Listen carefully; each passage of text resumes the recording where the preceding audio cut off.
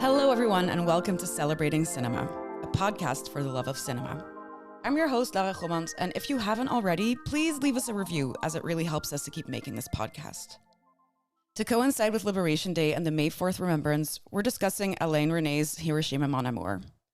This film is not a conventional love story, but a hypnotic meditation on loss, time, and the impossibility of fully remembering or forgetting. It stars Emmanuelle Riva as an unnamed French actress who drifts through Hiroshima, where her affair with a Japanese man is entangled with echoes of another past. Her youth in occupied France, her lost love. The film unfolds as a continuous dialogue between past and present, where personal and collective traumas blur and history becomes an emotional force. But what makes this film a must-watch? Here's Kiriko and Elliot to talk about this important classic that is currently back on our screens at Lab 111. Kiriko, so we're here to discuss Hiroshima Mon Amour by Alain Resnais. Came out in 1959, getting a 4K restoration here at Lab. I believe we both watched it again after a long time. Yes. Maybe you could perhaps first describe what this film is about. Right. So Hiroshima Mon Amour, a film from 1959, set in Hiroshima, the city in Japan that was bombed with an atomic bomb during the Second World War, marking the end of the Second World War, follows the life of a man and a woman, a Japanese architect and a French actress, and their encounters and conversation within a span of 24 hours. And these two people have a love affair. They're both married, but are drawn to each other. And within these encounters, we learn about the trauma that they both have from this post-war life that they're living.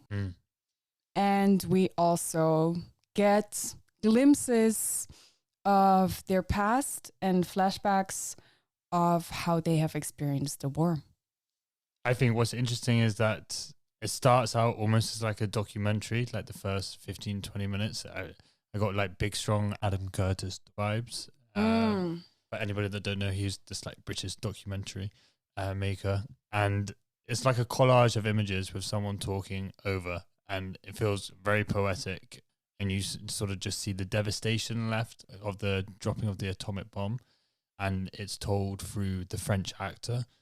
And I think here is where you sort of get this understanding that she thinks she's seen a lot of these images. So she, in some ways, understands what she has watched and what she has witnessed. And I think what's really nice about this story, or nice, wrong word, but that through talking with the Japanese man that she has this affair with, she's sort of challenged on what she has seen and what she thinks she understands has happened. And I think that really amplifies how from the West we can have an understanding of what we think might happen, but the lived reality of it is often very different to what we expect. It's essentially about trauma bonding, no? Yeah. These two people are like, within their own darkness, think that they understand each other, or at least in some way attracted to each other because they sort of understand each other's darkness, they think.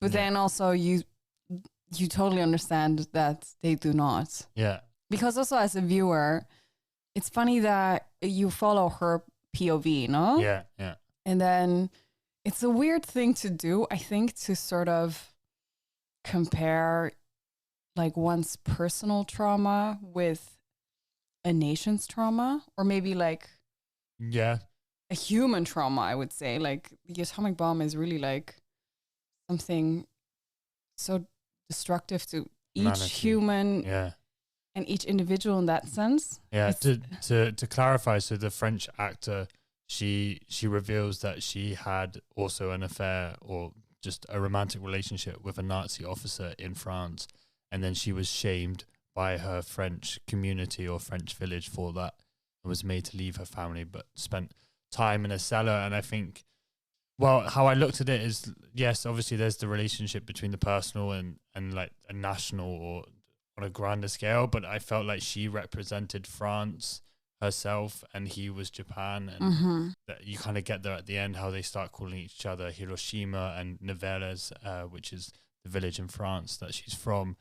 But I think what Alain Resnais does throughout, and you kind of can sense this from how this film was made, is that you can't really quite compare or even try to put it into words or a film of something of that scale, that the fact that humans could drop an atomic bomb and cause such devastation. I think for those that don't know how he made the film, was he was originally asked to make a documentary, right, of the Hiroshima bomb dropping there, and he sort of quickly realized that he would not be able to do that, because how can someone from an outside perspective come and try and give a real life depiction of what's happened? And that's where I think the fiction element works really well, because it's poetic to the point that you can't touch it. Like, yeah, and it feels like a very authentic personal experience of the director, because you obviously understand that he really tried to grasp the gravity of that event, and like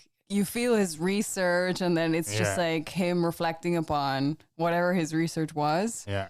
And then also quickly understanding, like, I do not have the authority to say anything about this. So then that misunderstanding is then what the film becomes, which is, I think, very honest, I guess. But then it's interesting that for me, I think it's now the third time that I watched this film. I watched it, I think, for the first time during COVID. And then I remember watching it at home from my laptop. It didn't like get to me. So then later, a couple of years later, it was in the cinema. So I decided, I guess then this is, the moment for me to sort of give it the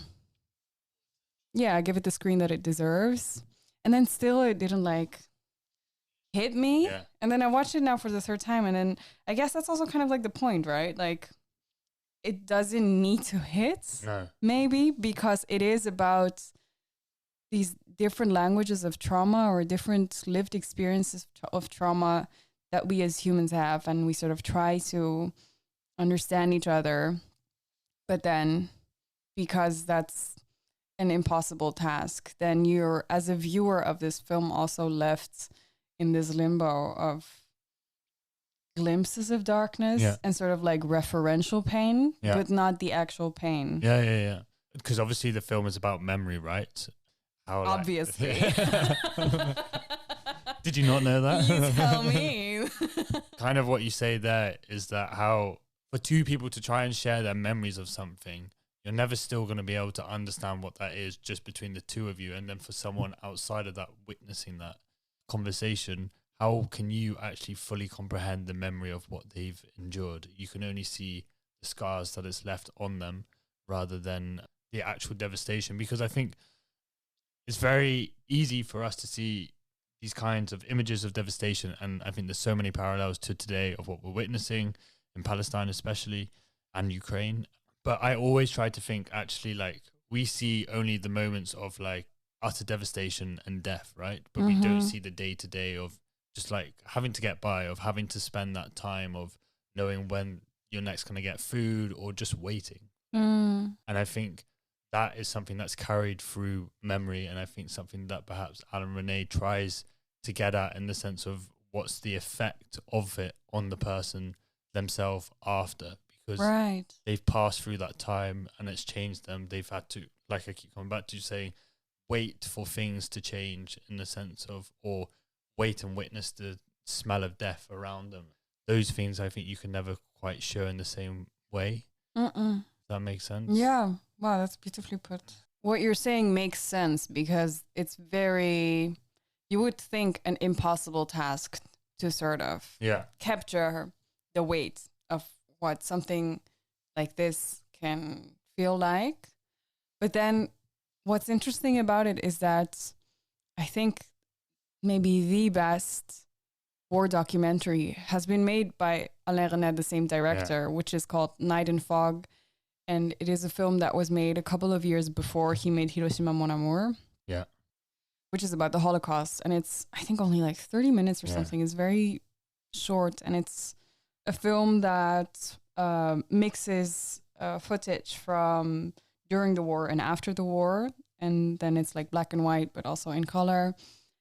And it's maybe the rawest and most heart-wrenching account of what really happened during the Second World War and the pain that Jews had to endure. And in some way, he gets to the core immediately.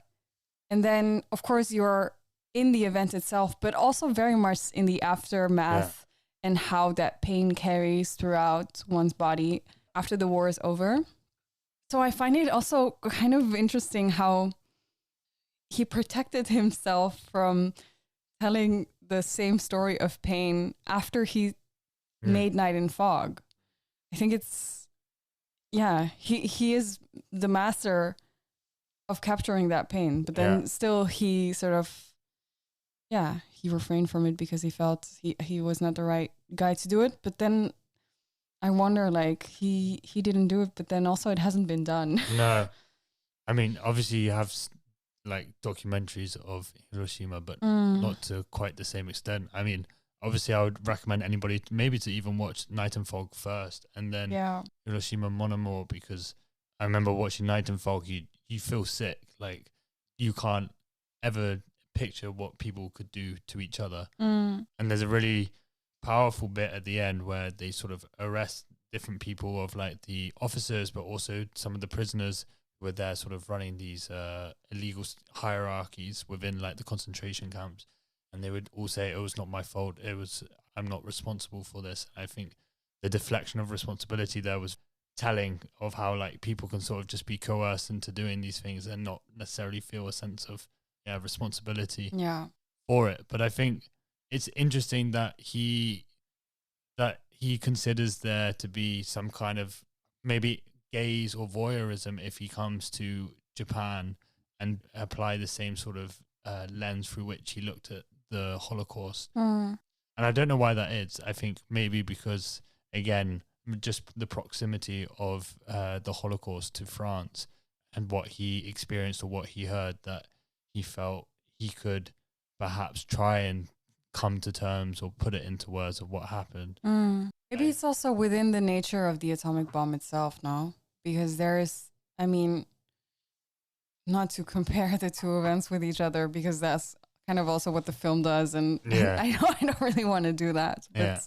like, there's still something so incomprehensible about what the atomic bomb did.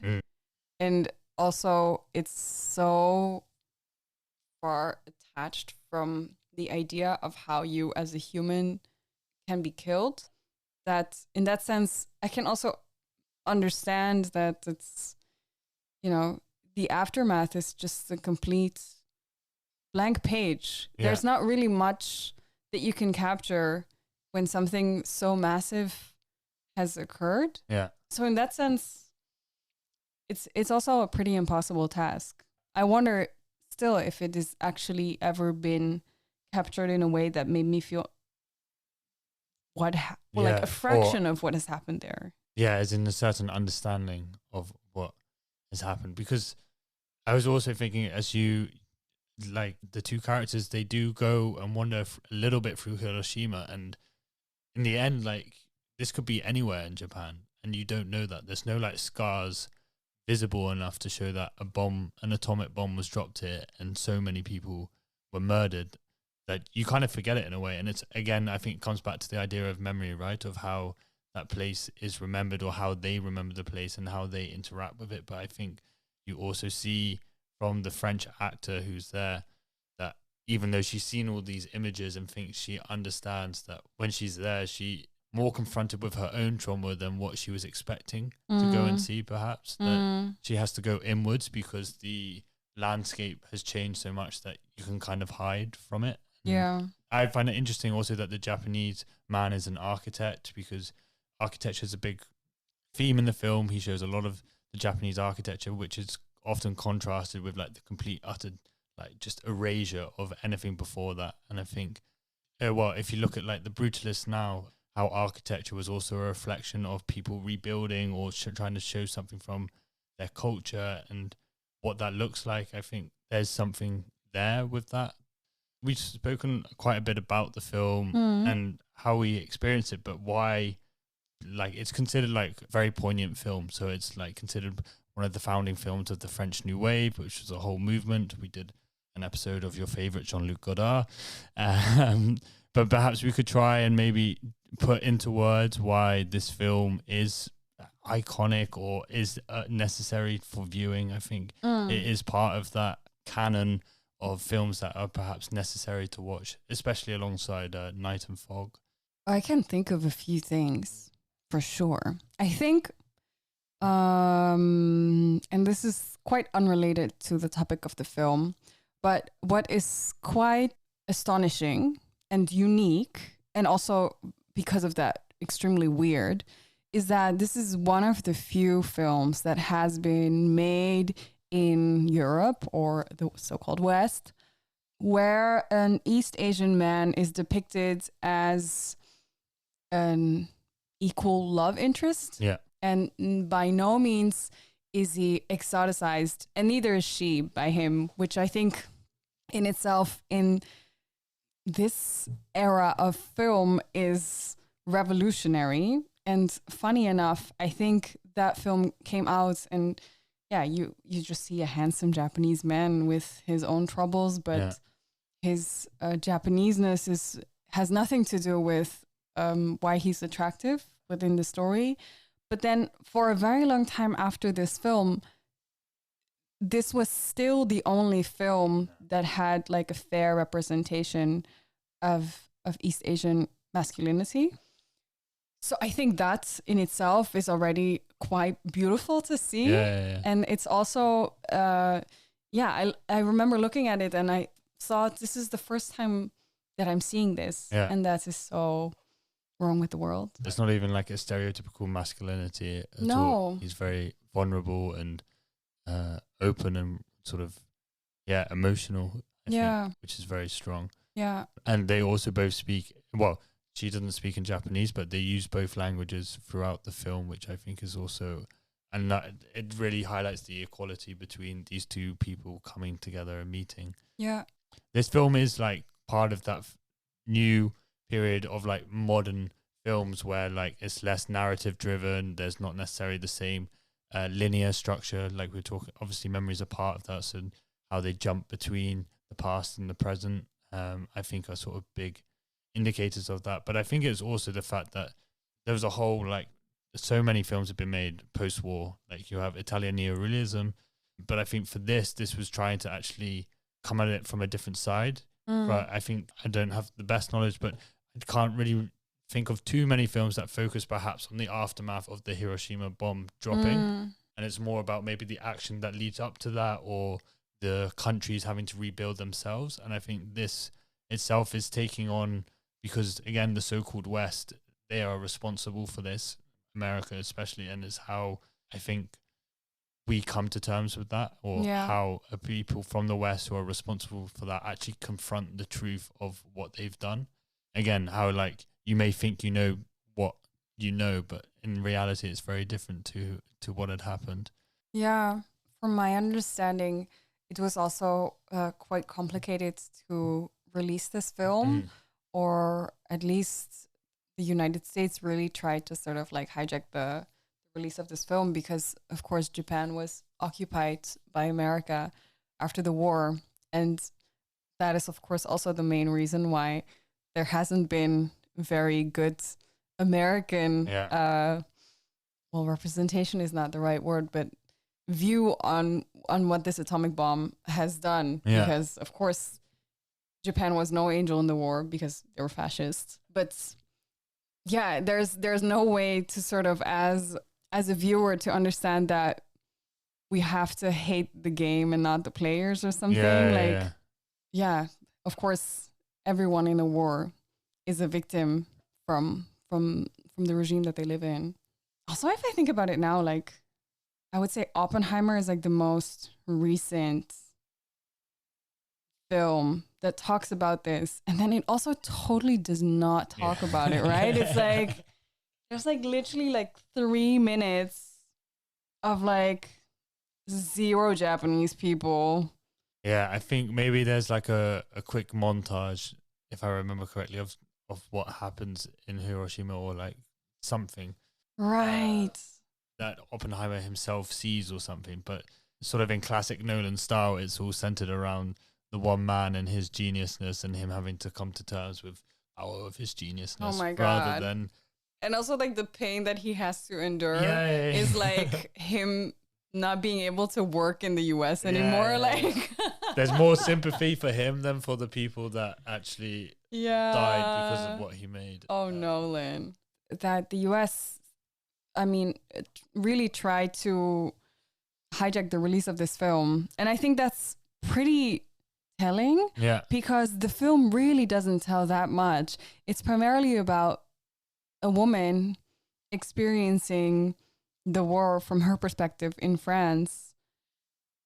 And then there's like a bridge that is made between all like that pain that she has endured must be the same pain that a man in Japan has endured, but I don't know. He doesn't know. She doesn't know. So in that sense, it's so loose. I'm thinking if you know of any examples that you feel in cinema have portrayed the atomic bomb in a truthful way or in a way that made you feel something. Even though it's an animation, Grave of Fireflies, I think I almost cried watching that. I think you really feel it. And I think the most powerful films about war for me have been the ones told through a child's perspective, because there is a certain unbiasedness or a certain like truth that you see told through them. And what I was saying before of like, what is it like to get by every day of like in Grave of Fireflies, it's a brother and a sister trying to survive. And you also see the actual devastation. You see what happens to the people when they're burnt alive and how the whole ground is erased. And again, you feel that just by watching a child's reaction of them not being able to quite understand what has happened, because it is unimaginable what has happened, but yet them having to carry that pain with them, and the idea of having to just keep moving forward because otherwise you or your sister may die. And that for me was very powerful. And I think in a very different way, the latest film of the Godzilla franchise or whatever, but Godzilla -1. Tell me about it. You understand a bit more of like, so here you can consider Godzilla representing the atomic bomb or this impending threat. And I think you see how there is a certain denial of what is about to happen, or people not quite able again to understand like this Godzilla monster seems unimaginable, and it doesn't seem like it could ever cause the destruction in a way that is so unbiased again, and yet it does. And you see how like individual, I think there's one you follow one man in particular, one soldier, and him trying to fight. They end up defeating Godzilla, which I don't. That's odd. Get what that means in the end, right? I mean, it's like fighting sense of hope, I guess, maybe fighting humans' own evil. Yeah, that's hopeful. Yeah. But you, I would say I didn't see Godzilla -1, but I was thinking also of Godzilla. Yeah. The first one, which I think came out a couple of years before Hiroshima Mon Amour. And it really, in a beautiful way, shows us that the monster is within ourselves. Yeah. Like it's such a difficult thing to comprehend that the atomic bomb is made by human hands, and that if that was done by something that had eyes and a nose, then we'd have such a different way on how to fight evil. Whereas, it was just Oppenheimer in the end. I would love to see an Oppenheimer versus Godzilla by Nolan, or not by Nolan. Please, not by Nolan. But one thing that does come to mind is how often in these post-war films, there's always a romantic element to it. I wonder why you think this is, because obviously also in Hiroshima Mon Amour, the most on-the-nose reference is they walk into a bar at the end called Casablanca, obviously a reference to what's considered one of the most heartbreaking films in cinema, Casablanca. As if it wasn't obvious already. Like, if you didn't know. Oh my God. But Do you have any ideas of why love is always a key theme in such films, and often why these relationships never quite work out? Right. I'm thinking what other films are. I'm thinking of that Italian film La Vita Bella. Yeah. Which is also like this incredibly romantic depiction of you know, how you sort of like hide the war under a veil of love in a pretty effective way, I have to say. But I don't know. It's like a very absurd contradiction, I find, that like it's the most obvious thing that you go for, because in this explosion of hate, of course, you want to show the opposite of what the physical world around you is giving you, which is love. Yeah. And maybe a form of hope in that sense also. But within Hiroshima Mon Amour, what I like about it is that it's about love, but also not really, because essentially, you know, they both express that they're very happily married and that, you know, that they're happy within the love that they experience back home. But then this love affair that they have, it's really just trying to connect through pain. Yeah. Which is a very specific form of finding love or finding connection, right? Yeah, trauma bonding. Yeah, trauma bonding all the way for sure. So that is something that I really like about this film, is that it's not really about love. It's about trying to find pain and then using love as an excuse. Yeah, maybe. I would also look at how memory can affect love. It seems like these two people have met and they're very honest and vulnerable with each other, but yet their own memories perhaps stop them from ever being able to really connect, because there is a part of them that they will never be able to understand of each other, even though they think they do, because again, by the end, they call each other the names of where they're from. But then also throughout the film, the Japanese man keeps telling her that even though she says she's seen everything, you have seen nothing. And I think perhaps how memory can separate you, even though you may not want to. At least that's how I read it. What a sad truth. Perhaps that's also why his films are so great, because they don't try to paint it any other way. They just show you, he tries to show you the reality of what it is, and it's up to people to make something of that, rather than films always trying to give us a sense of hope. Oh. Not that this is the note we want to end the podcast on. No, but yeah. But maybe to sort of summarize or sum up, why do you think people should go and watch Hiroshima Mon Amour? That's a great question, Elliot. I think for... Obviously here at Lab 111. Yes, right here. I think for so many reasons. I think it's always beautiful to understand where your cinematic language comes from.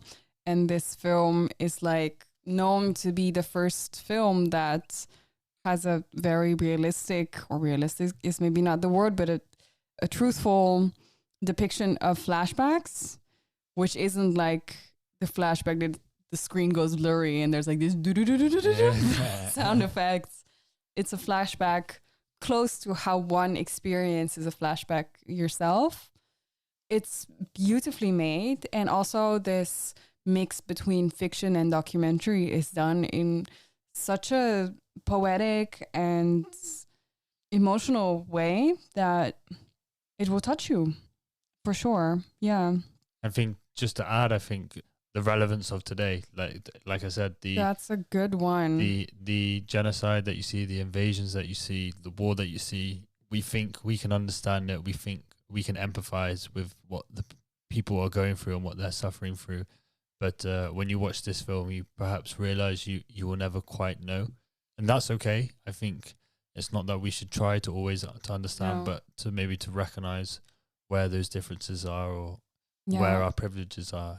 Yeah. So I think I couldn't help but watch this film within the context of today, and how all the images like she sees that we see today it's still not, it will never be the same. Even if we go there, we will never understand what people had to go through, because in the end it lives only in their memory. Yeah. Beautifully put. Yeah. But yeah. And maybe with that also, I think I would also really recommend as you said before, watching Night and Fog Yeah. as a sort of like double bill Yeah. for beautiful Friday evening. Yeah. Yeah, definitely. Hiroshima Mon Amour is screening at Lab 111 in the first week of May, so you can grab your tickets for that in the show notes. You can also get tickets to our current program on Iranian cinema to coincide with the re-release of Persepolis, as well as our Wes Anderson program that's going to be running through spring. Stay connected with us at Celebrating Cinema and Lab by following at Lab111 on Instagram and Letterboxd. Do you love what we do? Support us by leaving a review on your favorite podcast platform. It really helps us climb the ranks of the podcast charts. And don't forget to check the show notes for all the films mentioned, bonus info, and ticket links. This was a Lab 111 production, edited and produced by Elliot Bloom, with music from Hugo Emertzal and artwork from Studio FFF.